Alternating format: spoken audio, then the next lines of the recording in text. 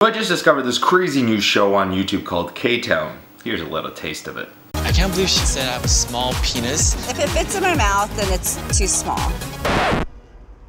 Yikes, feel bad for that guy. But seriously, the show is pretty damn cool. And it's only on YouTube on this new channel called Loud. Seriously, go check it out and make sure you're subscribed. I was always told size didn't matter. I guess those girls were lying to me. Speaking of lies, six-packs. Now I get told, and you know, we get told in the media all the time that in order to be fit, in order to be classified as a fit person, you need to have a six-pack. Now I think that this is further from the truth than almost any other fitness myth out there. If you have a six-pack, are you really classified as a fit person? Think about these examples, alright? Your really skinny friend who really has stick arms and stick legs, but because he's so skinny and his body fat is so low because of his high metabolism, he has a six-pack. Think about this, the crackhead you see walking around downtown. Yeah, that's right, he has a six-pack, but you can also see all his ribs and everything else. A six-pack, or in other words, a very thin layer of body fat covering the abdominals, is really achievable by anyone out there. The thing is it really maintainable? For most people, it isn't.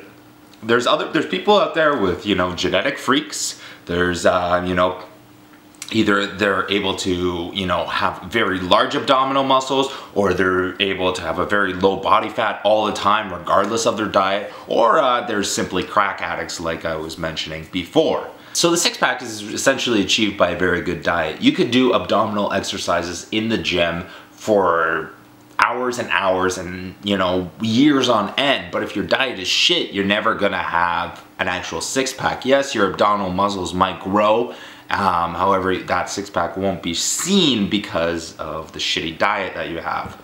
Furthermore, you can have the perfect diet and a person can have a six-pack.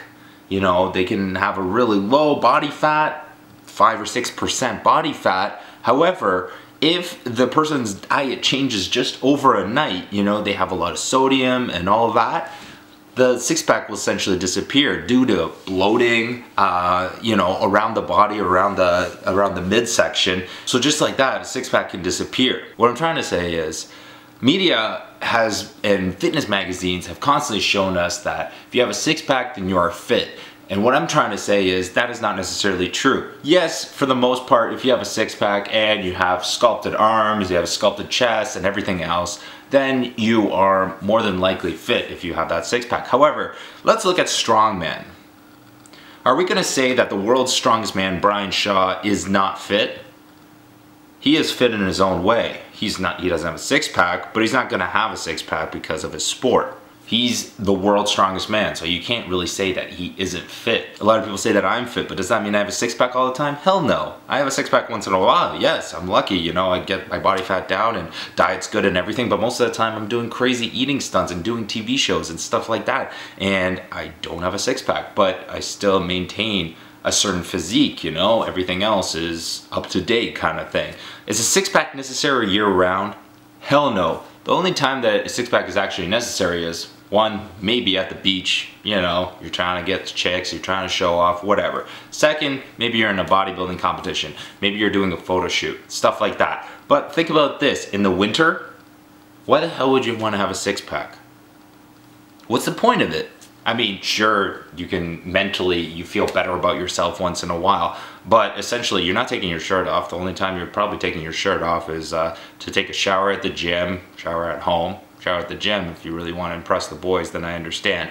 But, I mean, maybe you're taking your shirt off when you're in bed with a girl, but you already got her into bed. The point of this video is to not necessarily think that if you have a six-pack, you are the fittest person alive. A six-pack is definitely an appealing thing and a very fun thing to have once in a while, but you're not going to be able to maintain it. It's a very difficult thing to maintain, especially if you don't have one now. Once you achieve that six-pack, to maintain it, your diet has to be immaculate and you just can't really have fun. Now I'm kind of thinking that I'm going to have comments saying like, oh, you're just jealous that you don't have a six-pack kind of thing. No, I'm not jealous. If I was jealous, then I'd be cutting out my competitive eating and all that stuff, and I would be dieting like crazy trying to get a six-pack. I don't fucking care about six-packs. To all those people that have a 24/7 six-pack, F you, you have good genetics, or you are a crack addict, or yeah. Let me know what your thoughts are on six-packs, and if you really think that they are the definition of being fit. As always, guys, thanks for watching. Stay sexy, stay hungry, and of course, get laid!